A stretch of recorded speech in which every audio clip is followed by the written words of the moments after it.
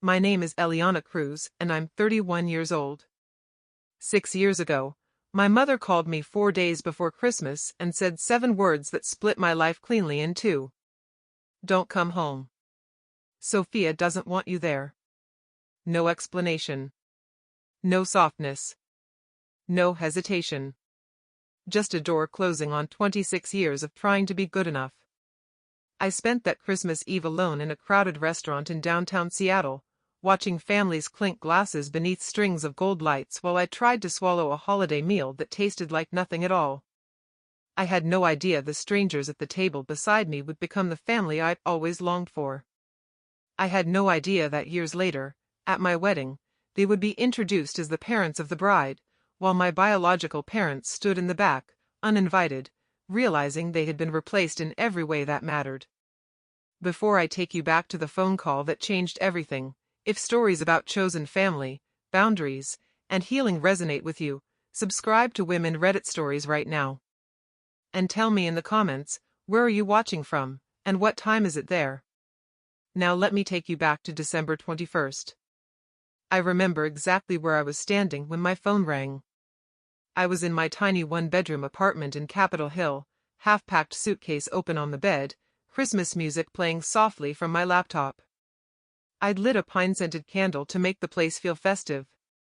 I'd already wrapped the gifts I'd bought for everyone back home in San Diego. I even splurged on expedited shipping for Sophia's baby registry item. Mom's name lit up my screen. I smiled when I answered. "Hi, Mom." I was just about to. "Eliana." Her voice was clipped. Controlled. The tone she used when she'd already made up her mind about something. Something in my stomach dropped. "What's wrong? Is Dad okay?" "Your father is fine." A pause. Too long. "I've been thinking. It's better if you don't come home for Christmas." I actually laughed. It came out thin and confused. "What do you mean?" "Sophia doesn't want you there. She's overwhelmed. The baby is due any day now and she doesn't need drama." Drama. The word hung between us like smoke. Drama? My grip tightened on the phone. "I haven't even talked to Sophia in months." "Exactly," my mother replied. "And let's keep it that way." "How I get?" My voice cracked despite my effort to steady it. "Mom, last time I spoke to her, I asked why I found out about her gender reveal through Instagram." "That's not drama. That's a question." "You always do this," she snapped. "You make everything about you." I stared at the snow drifting past my apartment window. Seattle was quiet that evening, soft flakes settling on parked cars and bare tree branches. I was 26 years old, standing in my living room with a packed suitcase, being told I wasn't welcome in my own childhood home. "I already bought my ticket," I said quietly. "Then get a refund." Her tone left no space for negotiation. "Sophia is pregnant. She needs peace. You understand?" The line went dead. I stood there for a long time after the call ended, listening to the faint hum of traffic outside. The Christmas music was still playing, some cheerful song about coming home for the holidays. I understood perfectly. I had always been an acceptable sacrifice. I wish I could say that was the first time I'd been told to make myself smaller for Sophia's comfort. But as I sat on the edge of my bed staring at the non-refundable plane ticket on my phone, memory after memory rose up like an unwanted slideshow. My high school graduation. I'd been valedictorian. First in my class. I had spent years staying up past midnight studying while working part-time at a cafe. When my name was called, I searched the crowd for my parents. They weren't there. They arrived halfway through the ceremony, breathless and apologetic. Sophia had had a panic attack about a final exam. She needed emotional support. "Your sister needed us," my mom whispered when she finally hugged me. "You understand." Then there was my 21st birthday. I'd planned dinner with friends. My parents were supposed to visit for the weekend. That morning, Sophia's boyfriend had broken up with her. My parents canceled their flight. "Don't be selfish," my mom had said. "Your sister is heartbroken." There was always something. Sophia's feelings. Sophia's milestones. Sophia's comfort. I learned early that expressing hurt only confirmed what they already believed about me. Too sensitive. Too demanding. Too dramatic. So I adjusted. I became the easy one. The independent one. The one who didn't need much. I told myself that if I was low maintenance enough, agreeable enough, invisible enough, they would finally choose me without hesitation. But sitting there in my apartment with a cancelled Christmas and a packed suitcase, something inside me shifted. There was no version of small that would ever be small enough. I called my father. The phone rang 5 times before he answered. "Hey, Ellie." His voice was cautious. He knew. "Did Mom tell you?" A pause. I could hear a television in the background. Sports commentary. "She mentioned it. And you're okay with this?" My voice shook now. "You think it's normal that I'm not allowed home for Christmas?" "You know how your mother is," he said carefully. "She's just trying to keep things calm for your sister." "By excluding me?" "It's not like that." "Then what is it like, Dad?" I pressed. "From where I'm standing, it looks like you're choosing Sophia again." Silence. I could picture him in his recliner, rubbing the bridge of his nose the way he did when he wanted a conversation to end. "Do you want me there?" I asked softly. 5 seconds. 10. "I think it's best if you listen to your mother this year." Something inside me went quiet. Not angry. Not devastated. Just hollow. "Okay," I said. "Eliana, don't." "Okay," I repeated, and hung up. He didn't call back. I sat in my dim apartment as the sky darkened into early winter night. Outside, people hurried along sidewalks with shopping bags and wrapped gifts. Families were gathering. Kitchens were filled with warmth and cinnamon and laughter. My phone remained silent. No follow-up. No "we love you." No "we'll miss you." That was the moment I realized something I had spent 26 years avoiding. I wasn't temporarily excluded. It was optional. Christmas Eve arrived gray and bitterly cold. I woke up to the sound of my upstairs neighbors hosting what sounded like half their extended family. Children ran across the floor. Someone was singing off-key. The smell of roasting ham drifted through the vents. I made instant coffee and sat by the window in my pajamas, watching cars glide past on wet pavement. I told myself I didn't care. Around noon, I made the mistake of opening Instagram. Sophia had posted a photo. My parents stood beside her in front of the Christmas tree. Sophia's hand rested on her round belly. Her husband stood proudly at her side. The caption read, "So grateful to be surrounded by the people who matter most this Christmas." I zoomed in. 4 adults. 1 tree. 4 stockings. No empty space where I should have been. They hadn't just asked me not to come. They had erased me. I set my phone down slowly. I could have ordered takeout. I could have spent the evening under a blanket pretending it was just another Saturday. That's what the dramatic daughter would do, right? Sulk. Cry. Prove them right. But something stubborn rose in me. No. If I was going to eat Christmas dinner alone, I wasn't going to do it in the dark. I showered. I put on a red sweater and boots. I grabbed my coat. If I didn't have a table to go home to, I would find one somewhere else. I just had to find a restaurant that was still open. The Evergreen Room was one of those old Seattle establishments that refused to close for the holidays. Dark wood paneling. Brass light fixtures. Evergreen garlands wrapped around the banisters. The kind of place where the waitstaff wore pressed white shirts and knew half the customers by name.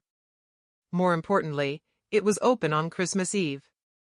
When I pushed through the heavy glass door, warmth washed over me in a wave. The smell of roasted turkey, baked bread, and mulled wine wrapped around me like something almost comforting. Soft jazz played in the background. Candlelight flickered on every table. And everywhere I looked, there were families. Grandparents leaning close to hear stories. Couples holding hands across white tablecloths. Parents cutting food into smaller pieces for toddlers in velvet dresses and tiny suspenders. The restaurant hummed with belonging. The hostess glanced at me, then at the reservation list. Just one tonight? There it was. That flicker of pity. Subtle, but unmistakable. Just one, I confirmed, lifting my chin slightly. She led me to a small table near the back of the room, tucked between a window and a long rectangular table where a large family was gathered. Their laughter spilled into the space around me like warm air. I sat down, carefully unfolding my napkin like this was entirely by choice. The family beside me was impossible to ignore. At the head of their table sat an older couple, early 70s, maybe. The woman had thick silver hair pulled into a low bun and wore a deep green velvet dress. The man beside her had kind eyes and broad shoulders, the kind that suggested he'd once carried children on them. To their right sat a man and woman in their 40s with two teenage boys arguing over something on a phone screen. On the other side, a younger man, around my age, was animatedly telling a story that had the entire table hanging on his every word. They passed dishes back and forth without ceremony. Interrupted each other without offense. Laughed freely. It was loud in a way that felt safe. I tried not to stare. My server appeared with a polite smile. Our holiday special tonight is prime rib or roasted turkey. Turkey, please, I said. It arrived a few minutes later. Golden skin. Cranberry sauce arranged like a jewel beside a perfect scoop of mashed potatoes. It looked like something from a magazine spread. I took a bite. I tasted nothing. The laughter at the next table rose again, full and unrestrained. I felt something crack quietly inside my chest. This is what it's supposed to look like, I thought. This is what family is supposed to feel like. I swallowed hard and stared at the condensation sliding down my water glass. Across town, my parents were probably passing dessert plates. Sophia was probably glowing under the lights of the Christmas tree. And I was here. Alone. I hadn't cried yet. I'd been too numb. Too stunned. But as I sat there pretending to enjoy a meal I couldn't taste, the tears arrived before I could stop them. I turned my face toward the window, blinking rapidly. I reached for my napkin and pressed it to my eyes, hoping the dim lighting would hide me. "Sweetheart?" The voice was gentle. Warm. "Close." I froze. I looked up to see the silver-haired woman from the neighboring table standing beside mine. Up close, I noticed the lines around her eyes, not from frowning, but from smiling often. "Are you all right?" she asked softly. "I'm fine," I said automatically. "Just allergies." She raised one eyebrow slightly, not unkindly. "Allergies don't usually show up in December," she replied. A sound escaped me, half laugh, half sob. "That obvious?" "Only if someone's paying attention," she said. There was no judgment in her expression. Just quiet understanding. "I'm Margaret," she added. "And I don't believe anyone should eat alone on Christmas Eve unless they absolutely want to." I glanced at her bustling table, then back at my plate. "Oh, I couldn't," I said quickly. "I don't want to intrude." "You wouldn't be intruding," she said. "I'm inviting you." There's a difference. Her husband, who must have been listening, leaned slightly in his chair and called over with a grin, "She doesn't take no for an answer. 45 years and I haven't won a single argument." The younger man at their table caught my eye and smiled, easy, reassuring. "We have too much food," he added. "And my mom made enough pie to feed the entire city." I looked down at my cold turkey. My empty table. Then back at Margaret. Something in her gaze felt steady. Certain. Okay, I heard myself say. If you're sure. I'm sure, she replied immediately, placing a gentle hand on my shoulder. Come on. They made space for me like I'd always been meant to fill it. A chair appeared. A plate was placed in front of me. Someone handed me a glass of wine before I could protest. This is my husband, Thomas, Margaret said, gesturing around the table. That's our son Andrew and his wife Claire. Their boys, Mason and Eli. And this troublemaker here, she nudged the younger man lightly, is our youngest, Daniel.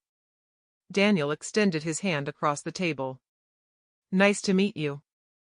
Eliana, I said, shaking it. To new friends, Thomas declared, raising his glass. Especially the unexpected ones. Glasses clinked. And for the first time that day, I laughed without forcing it. The conversation flowed easily. They asked what I did for work. I told them I was a marketing coordinator for a tech startup. Andrew made a joke about never understanding what anyone in tech actually does. Mason insisted on showing me a magic trick involving a fork and a napkin. Eli corrected him halfway through. Daniel leaned toward me and whispered, I promise we're not always this chaotic. I like chaotic, I admitted. Margaret watched me closely through it all, not in a suspicious way. In a careful one. After dinner, when the teenagers drifted toward the dessert table and the men began debating football scores, she shifted into the seat beside me. How are you really? She asked quietly. The question settled between us. The truth felt heavy. Embarrassing. My mom told me not to come home for Christmas, I said finally. My sister didn't want drama. Margaret nodded slowly, as if this confirmed something she'd already suspected. And what does drama mean in your family? She asked gently. It means I ask questions, I replied.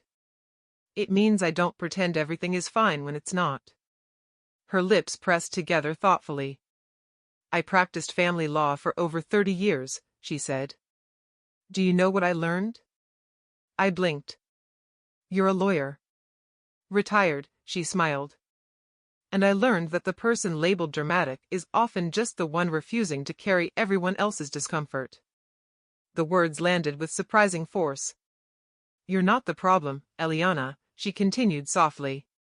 Sometimes families need a scapegoat so they don't have to look at themselves. I stared at her. No one had ever said that to me.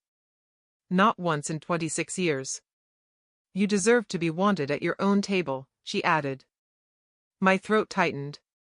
I didn't trust myself to speak. Margaret reached across and squeezed my hand. And for the first time that night, for the first time in a long time, I felt something shift. Not healed. Not whole. But seen. The evening stretched on in that effortless way good nights sometimes do. Pie appeared, pecan, apple, pumpkin. Thomas insisted I try all three. Andrew refilled my wine glass when I wasn't looking. Claire asked thoughtful questions about my job and actually listened to the answers. Mason and Eli argued over which Christmas movie was objectively superior, then demanded my vote like it was a Supreme Court decision. I had the strange sensation of stepping into something mid-story and being welcomed anyway. At one point, Daniel leaned closer and said quietly, I'm glad you came over. I didn't have much of a choice, I joked. Your mom is persuasive. That she is, he smiled. But still. I'm glad. There was nothing flirtatious in it. Just warmth. When the check came, I instinctively reached for my wallet. Oh no, you don't, Thomas said immediately, waving a hand. Christmas dinner is on us. I can't let you do that, I protested. You absolutely can, Margaret said firmly. Consider it a family tradition. We always pick up the tab for new friends. New friends. The words felt fragile. Precious. Outside, the snow had begun again, soft flakes drifting under streetlights. The city felt quieter now, wrapped in a kind of glowing stillness. As we gathered our coats, Margaret slipped something into my hand. A cream-colored card. Margaret Lawson, J.D. Family Law, Retired. Ballard, Seattle. If you ever need someone to talk to, she said, her tone gentle but unwavering, call me. I mean it. Thomas stepped beside her, adjusting his scarf. We host Sunday dinners most weeks. You're welcome any time. I shook my head automatically. That's so kind, but I couldn't impose like that. You wouldn't be imposing, Daniel said from behind me. Trust me. Mom doesn't offer lightly. Margaret squeezed my hand once more. Family isn't just blood, Eliana. It's consistent. It's showing up. I stood there on the sidewalk holding a business card from a woman I had met 3 hours earlier, staring at a family who had made room for me without hesitation. Maybe, I said softly. Maybe I'll stop by. Margaret smiled like she'd known I would. I didn't go the next Sunday. Or the one after that. It felt too strange. Too vulnerable. Like stepping into someone else's story and pretending I belonged there. But Margaret called the following week. Not to pressure me. Just to ask how I was doing. By mid-January, after 3 gentle check-ins and 1 unexpected voicemail from Thomas insisting they had leftover lasagna that required professional assistance, I finally agreed. The Lawson house sat on a quiet residential street in Ballard. A blue Craftsman with white trim and warm yellow lights glowing through every window. It looked exactly like the kind of place that smelled like something baking at all hours. I stood on the porch for nearly 5 full minutes before knocking. The door opened before my hand fully fell. There you are, Margaret said, as if she'd been expecting me at that exact second. She pulled me into a hug so natural, so unforced, that I stiffened in surprise before relaxing into it. We saved you a seat, she said. That first Sunday was awkward in small, ordinary ways. I didn't know where the silverware drawer was. I hesitated before pouring myself water. I asked if I should bring something next time. There will be a next time? Daniel teased lightly from across the table. I smiled. There was. Over the next several months, Sunday dinners became part of my rhythm. Thomas taught me how to play chess in the living room, though I lost every match. Andrew debated politics with Daniel while Claire and Margaret compared recipes. Mason insisted I watch his basketball games. Eli showed me how to beat his high score in a video game. I started bringing dessert. Then salad. Then nothing at all, because Margaret finally told me, you don't need to earn your chair here. That sentence lingered. You don't need to earn your chair here. It took time for me to stop bracing for rejection. To stop wondering what small mistake might disqualify me. But slowly, almost without noticing, I stopped performing. I stopped being the easy one. I started being myself. Daniel and I became friends in the way that sneaks up on you. We texted about random things, traffic, music recommendations, an article one of us had read. We found ourselves sitting next to each other at dinners without planning to. He listened when I talked about work frustrations. I listened when he vented about a stalled project at his architecture firm. It wasn't dramatic. It was steady. My biological family didn't reach out. Not on New Year's. Not on my birthday in March. Not once. At first, I checked my phone constantly. Then less. Eventually, I stopped noticing the silence. For the first time in my life, I wasn't orbiting around their approval. One afternoon in early spring, Margaret and I sat on her back patio. The air smelled faintly of rain and blooming lilacs. Thomas and Daniel were inside arguing about baseball scores. Have you heard from your parents? Margaret asked gently. I shook my head. No. Do you want to? I thought about it. Really thought about it. Sometimes, I admitted. Late at night. I'll think about calling my mom and trying to explain. Trying to make her see. And then? And then I remember there's nothing to explain, I said quietly. She knows what she did. She just doesn't think it was wrong. Margaret nodded. That's a difficult thing to accept. It is. I wrapped my cardigan tighter around myself. Everyone says you should forgive your family no matter what, I continued. Blood is thicker than water. Margaret smiled faintly. I've spent decades watching families unravel and rebuild, she said. The law recognizes something important. That family can be created, not just inherited. I looked at her. What do you mean? There are ways, she said thoughtfully, to formalize bonds when the heart already knows where it belongs. I didn't fully understand what she was hinting at. Not yet. She patted my hand and changed the subject to her tomato plants, but her words settled somewhere deep inside me. That summer, something shifted between Daniel and me. It wasn't sudden. It wasn't dramatic. It was a recognition. One evening after dinner, we lingered on the porch long after everyone else had gone inside. Fireflies blinked in the yard. The air was warm and heavy with the scent of cut grass. You know, he said, leaning back in his chair, my mom has never invited someone to Christmas dinner before. I smiled faintly. Guess I'm special. You are, he said, without hesitation. The simplicity of it caught me off guard. No qualifiers. No conditions. Just certainty. I looked at him then, really looked at him, and realized that somewhere along the way, he had become the safest place in my world. 2 years after that first Christmas Eve, Daniel asked me to dinner at the Evergreen Room. The same restaurant. This feels intentional, I said as we were seated. It is, he replied. His hands fidgeted with his napkin slightly. Eliana, he began, voice steady despite the nerves I could see in his eyes, I've watched you rebuild yourself from something that should have broken you. I've seen you choose yourself when other people don't. My heart began to race. I don't want to spend my life watching from the sidelines, he continued. I want to stand next to you.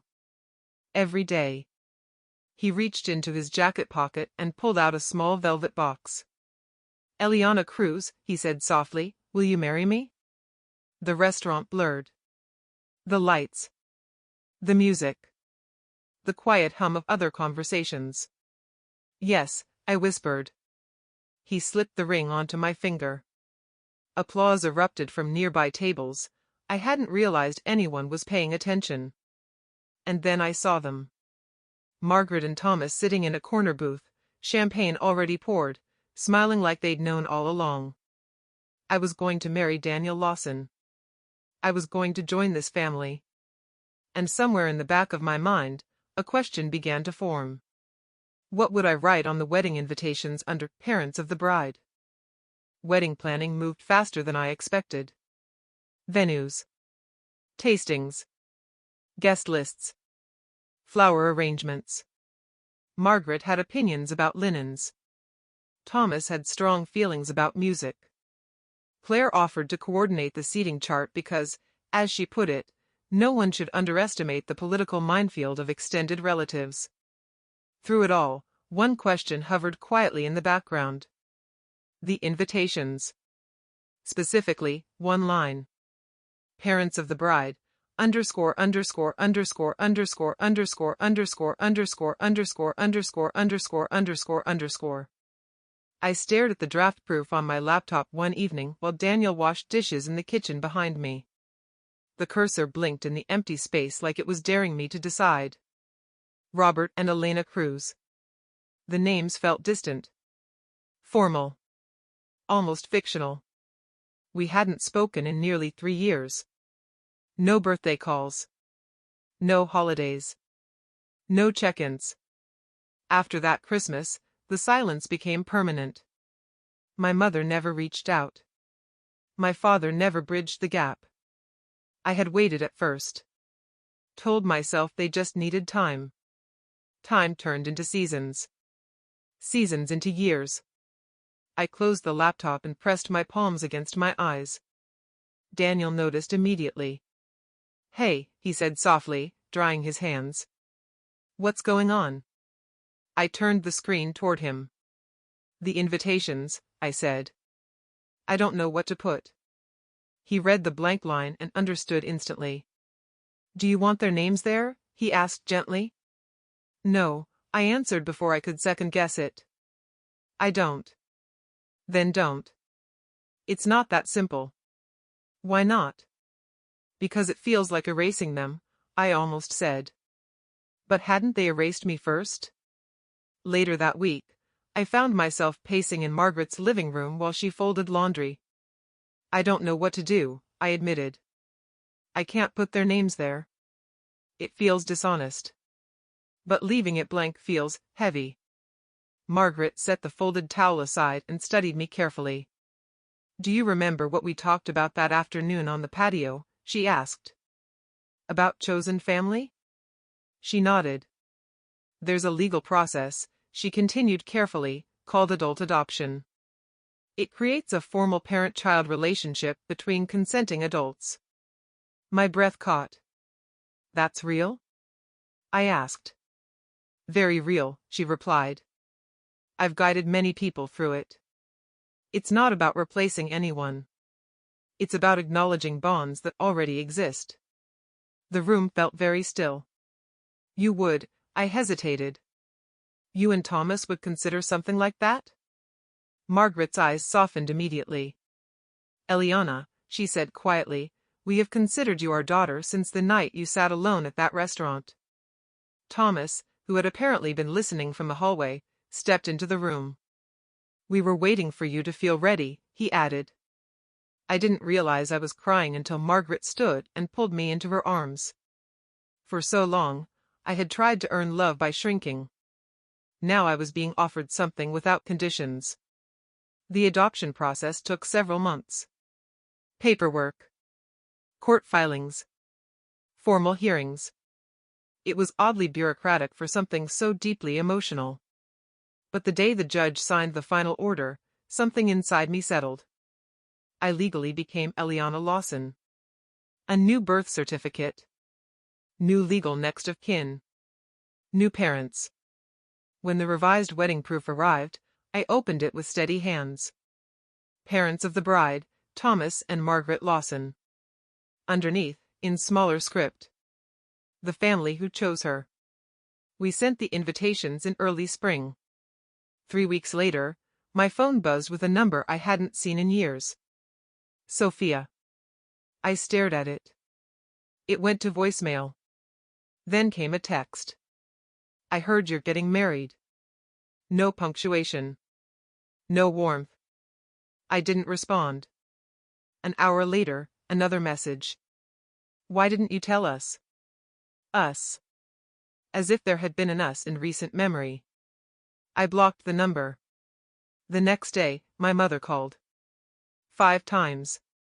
I let it ring each time. Finally, a text. "We deserve to be there.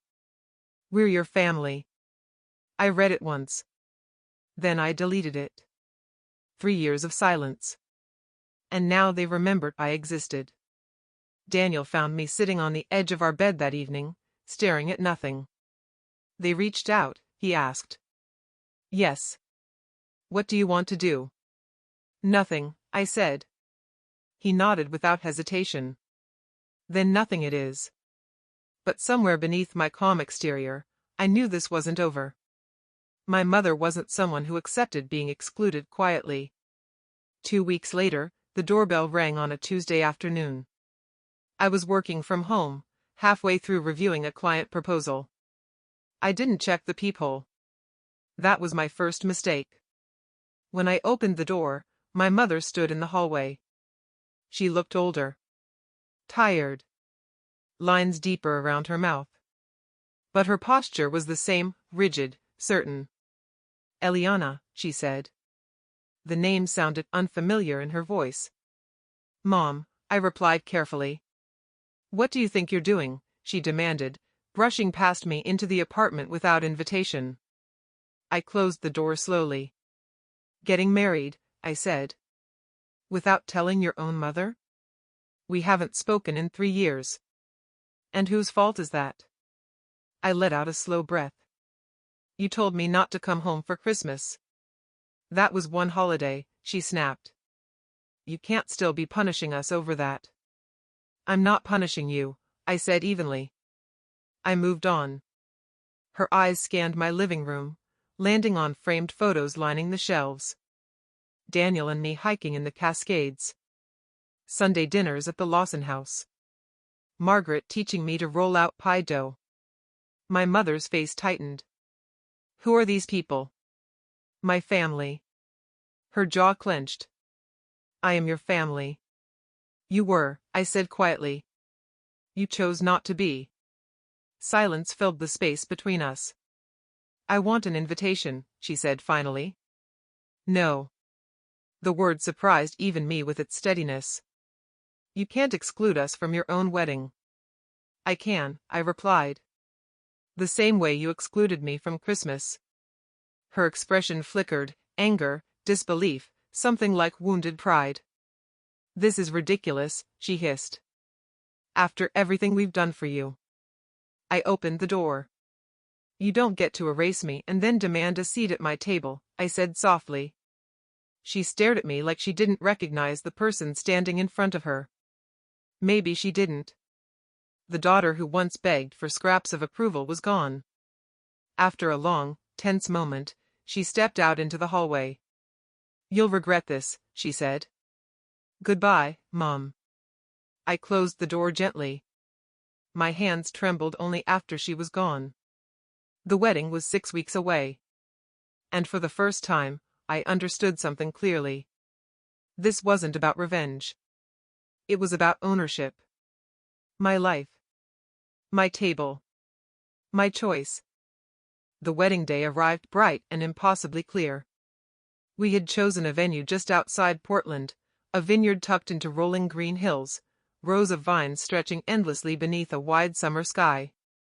The ceremony would be outdoors, the reception inside a restored barn draped in white fabric and warm string lights. It was nothing like the apartment where I once stood with a packed suitcase and a cancelled Christmas. In the bridal suite, Margaret adjusted the delicate pins in my hair while Claire steamed the last crease from my dress. The room smelled faintly of lavender and champagne. You look radiant, Margaret said softly, stepping back to study me. I met my reflection in the full-length mirror. The woman looking back at me was steady. Grounded. Not the girl who had sat alone in a restaurant wondering what she had done wrong. This woman knew better. On the small vanity table beside me sat a copy of the wedding program. I picked it up and ran my fingers over the words I once thought I'd never see printed. Parents of the bride. Thomas and Margaret Lawson. Below it, in smaller lettering. The family who chose her. Margaret noticed where my eyes lingered. Nervous, she asked. About marrying Daniel? I smiled faintly. Not even a little. Then what? I hesitated. I hired security, I admitted quietly. Just in case. Margaret's expression didn't change. She simply placed both hands gently on my shoulders. Whatever happens today, she said firmly, you are surrounded by people who choose you. Every single one of us. Emotion rose unexpectedly in my throat. I love you, I said. The word Mom had come naturally months ago. It felt just as natural now. Her eyes shimmered. I love you too, sweetheart. Through the open window, I could see guests taking their seats.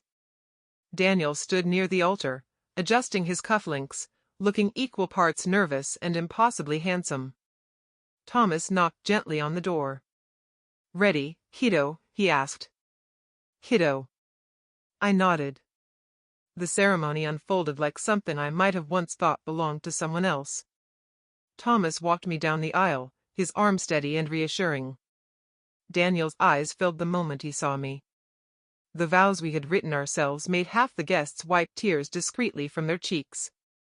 When Daniel slid the ring onto my finger and the officiant pronounced us husband and wife, Something inside me clicked into place. Not completion. Alignment. The reception flowed easily. Laughter, music, clinking glasses. Mason and Eli attempted an overly ambitious dance routine. Claire pretended not to know them. Margaret beamed from the head table like she had orchestrated the entire universe. I almost forgot. Almost. It was midway through dinner when a security guard approached discreetly. "Mrs. Lawson?" he asked quietly. "Yes." "There are two individuals at the entrance claiming to be your parents." The room seemed to dim slightly at the edges. I had expected this. Daniel appeared at my side instantly. "I'll handle it," he said, his jaw tightening. "No," I replied calmly. "I will." I took a slow breath. I could have asked security to turn them away immediately. I could have refused to acknowledge their presence. But something inside me wanted them to see. Not to hurt them. Not to humiliate them. To witness. "Let them in," I said. "Seat them at the back." The guard hesitated. "Are you sure?" "I'm sure." A few minutes later, I saw them. My mother and father stood near the entrance, looking uncertain beneath the soft barn lights. My mother's posture was rigid, defensive. My father's shoulders seemed smaller than I remembered. They scanned the room filled with over 100 guests celebrating a wedding they had not been invited to. Our wedding. The MC tapped his microphone.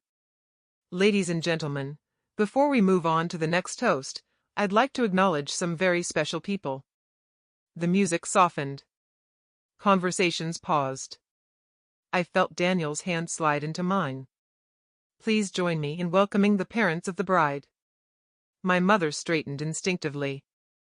"Thomas and Margaret Lawson." Applause erupted. Margaret squeezed Thomas's hand as they stood. Smiles. Cheers. Camera flashes. Across the room, I watched my mother's face lose color. Confusion first. Then realization. Then something deeper. My father's mouth parted slightly as he looked from the Lawsons to me. They hadn't known. Of course they hadn't known. I hadn't told them about the adoption. My mother pushed through the crowd before I could intercept her. "What is this?" she demanded in a harsh whisper. "Who are those people?" "My parents," I replied evenly. Her face contorted. "You can't just replace us." "I didn't replace you," I said. "You stepped away." "We never." "You told me not to come home," I said quietly. "And then you never called again." Guests nearby began to notice the tension. My father finally spoke. "Eliana," he said softly. I turned to look at him fully. His eyes were wet. "I'm sorry," he said. The words felt surreal. "I should have done better," he continued, voice unsteady. "I should have stood up for you." My mother shot him a look of disbelief. "Robert, don't." But he kept going. "I let things happen," he admitted. "I stayed quiet when I shouldn't have." Something old and tender shifted in my chest. Not forgiveness. Recognition. "I know," I said gently.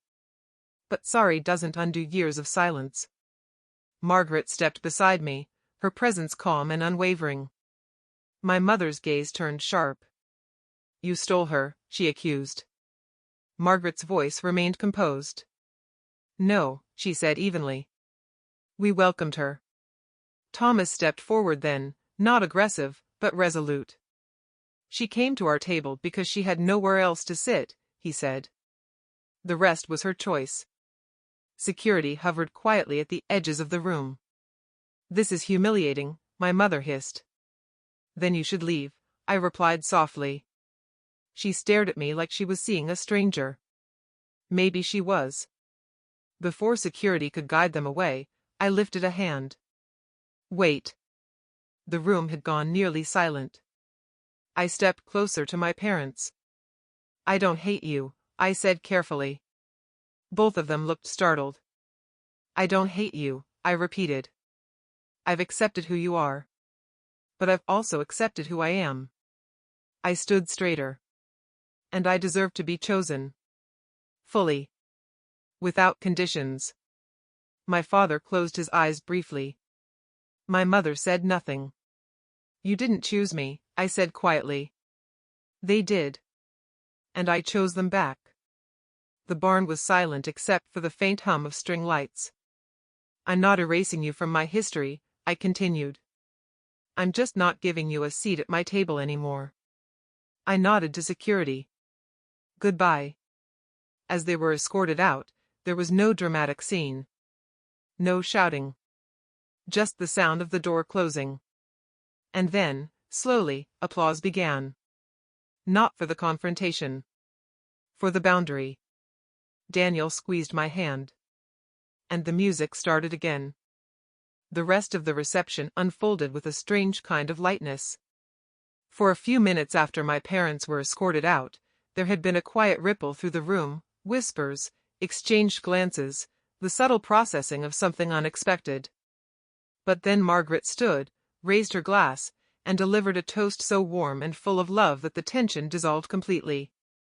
To Eliana, she said, her voice steady but emotional, who taught us that family isn't found only at birth, but sometimes at a table, when you least expect it. Thomas wiped his eyes openly. Daniel kissed my temple. The barn filled again with laughter, music, clinking glasses. And I realized something important. The confrontation had not ruined my wedding. It had clarified it. Later that night, after the last song had played and most of the guests had drifted toward shuttles and hotel rooms, Daniel and I stepped outside into the cool summer air. The vineyard stretched into darkness, rows of vines silvered by moonlight. Fireflies flickered near the edge of the field. Somewhere in the distance, someone was still laughing. Are you okay? Daniel asked quietly. I leaned into him. I am, I said truthfully. I expected to feel shaken. Raw. Torn open. Instead, I felt resolved. Not because my parents had been removed. Not because my father had apologized. But because I had not folded. For the first time in my life, I hadn't shrunk to make someone else comfortable. 2 weeks after the wedding, the messages started. Cousins I barely remembered. An aunt who used to send generic Christmas cards signed in blue ink. Distant relatives who had never once asked how I was doing. How could you do that to your mother? Family is family, no matter what. Your father is heartbroken. I read each message calmly. Then deleted them.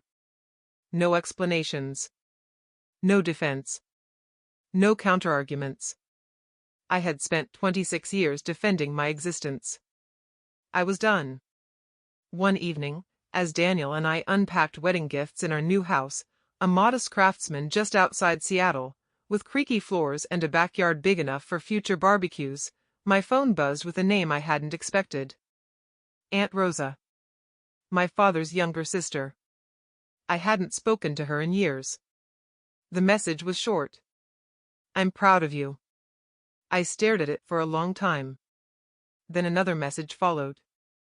I always knew things weren't fair for you. I tried to speak up once, and your mother stopped talking to me for months. You deserved better. My throat tightened. For so long, I had questioned my own memory. Wondered if I had exaggerated. If I had been too sensitive after all. But someone else had seen it. Thank you, I typed back.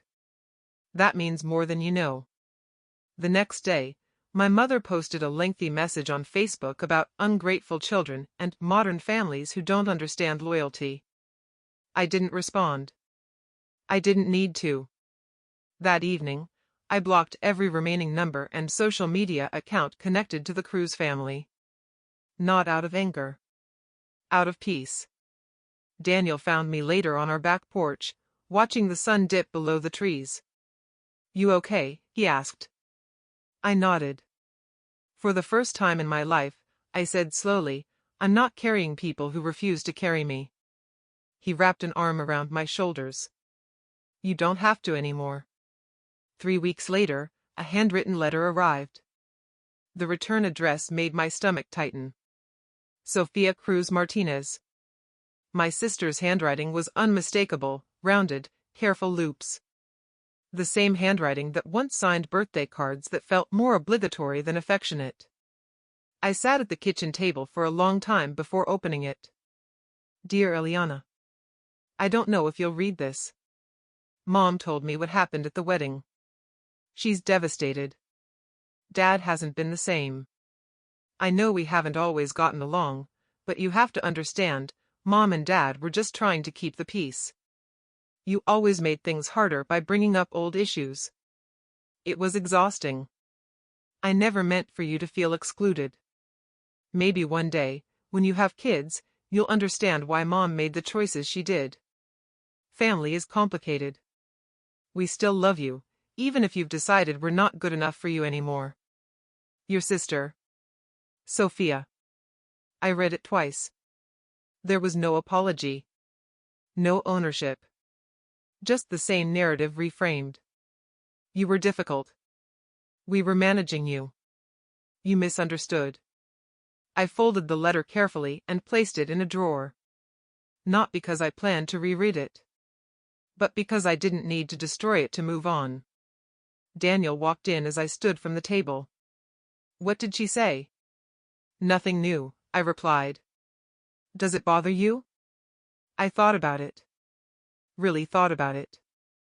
No, I said finally.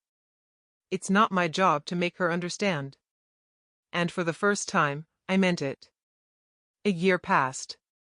Life settled into something steady and beautiful. Daniel's architecture firm promoted him to lead designer on a new project. I transitioned from marketing coordinator to creative director at my company, something I once would have been too afraid to pursue. On Sundays, we still gathered at the Lawson house. Mason was taller now. Eli still insisted on beating everyone at board games. Claire was pregnant with their third child. And one evening, as we cleared dishes from the table, I felt a quiet flutter in my stomach. 2 weeks later, I stared at a positive pregnancy test in our bathroom. I laughed. Then cried. Then laughed again. When we told Margaret and Thomas, Margaret burst into tears immediately. Thomas attempted composure and failed. You're going to be an incredible mother, Margaret whispered, holding my face in her hands. The words hit deeper than she could have known. In that moment, something inside me crystallized. The cycle would end with me. No child of mine would ever question whether they were wanted. Months later, as Margaret helped me paint the nursery a soft sage green, she asked gently, Have you thought about names? If it's a girl, I said, smiling, Emily Grace Lawson. Margaret blinked rapidly. The Lawson part is non-negotiable, I added lightly. She pulled me into a hug. I'm honored. I looked around at the small room, the crib Daniel assembled carefully, the rocking chair Thomas built by hand, the sunlight filtering softly through new curtains. 6 years earlier, I had been sitting alone in a restaurant wondering if I was fundamentally unlovable. Now I was building a life surrounded by people who had chosen me without hesitation. And for the first time, I understood something clearly. Belonging isn't begged for. It's built. And I had built mine. 5 years to the day after I sat alone in the Evergreen Room, I found myself at the head of a very different table. The Lawson house was louder now. Emily, 6 months old and endlessly curious, was being passed from arm to arm like a treasured heirloom. Mason and Eli were arguing over whose turn it was to hold her next. Claire was balancing a casserole dish while giving instructions across the kitchen. Thomas was pretending he hadn't already stolen a corner slice of pie. Margaret noticed immediately. I saw that, she called out. He grinned unapologetically. The dining table was crowded. Plates overlapped slightly. Candles flickered. The air smelled like roasted turkey and rosemary. It felt full in a way my childhood home never had. After the plates were filled and everyone settled into their seats, Margaret stood and tapped her glass gently. Before we eat, she said, smiling at me, I think Eliana should say something. I shifted Emily slightly in my arms and stood. 5 years ago, I would have shrunk from the attention. I would have apologized before speaking. Not anymore. 5 years ago tonight, I began.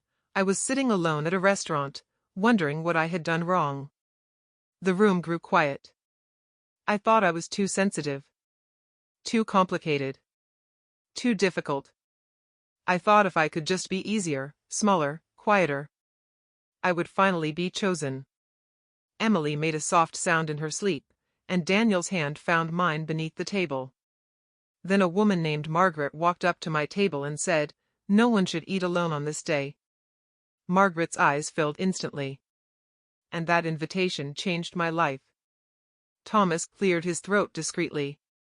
I spent 26 years trying to earn love from people who weren't capable of giving it the way I needed, I continued. And I spent the last 5 learning what love actually looks like. I looked around the table, at Mason's crooked grin, at Claire's warmth, at Thomas's steady presence, at Margaret's unwavering kindness, at Daniel's quiet strength.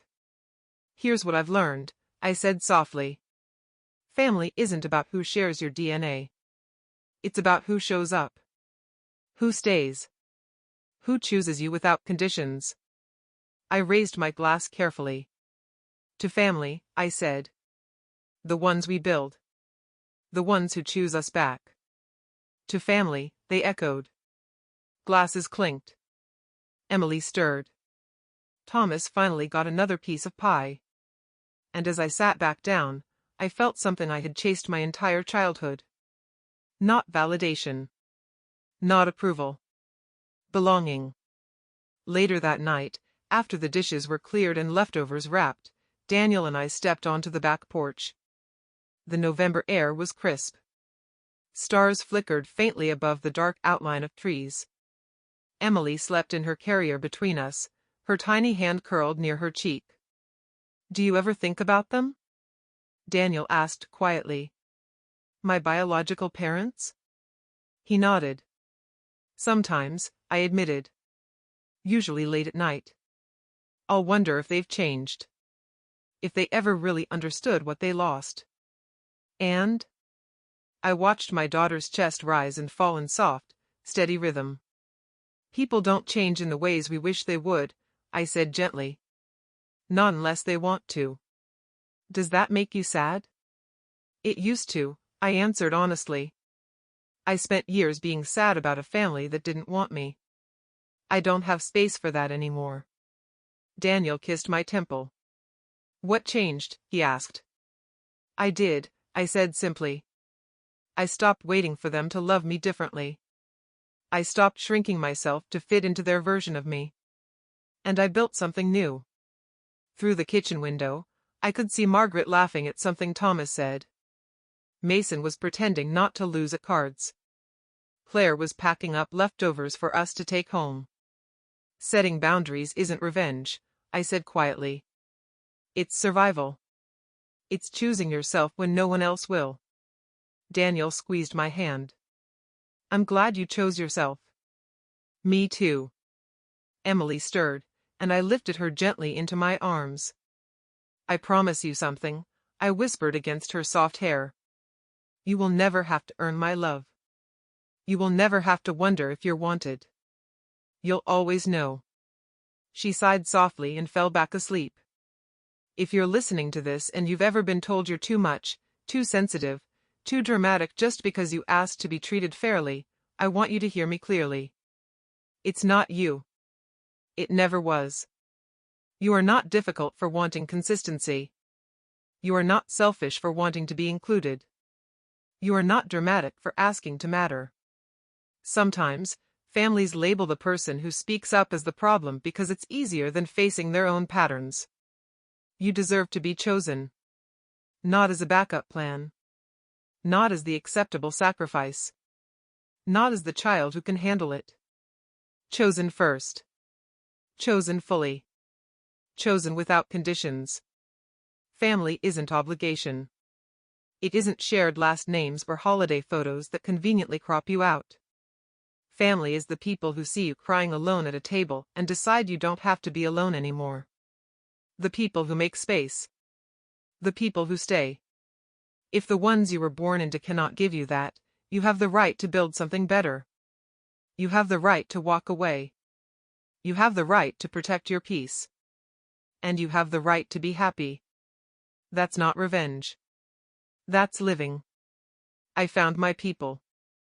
And I hope, truly, that you find yours too. If this story meant something to you, subscribe to Women Reddit Stories right now and turn on notifications so you never miss another story like this. Share in the comments, have you ever had to set boundaries with your own family? I read every single one. Until next time, remember this. You deserve a seat at a table where you are wanted.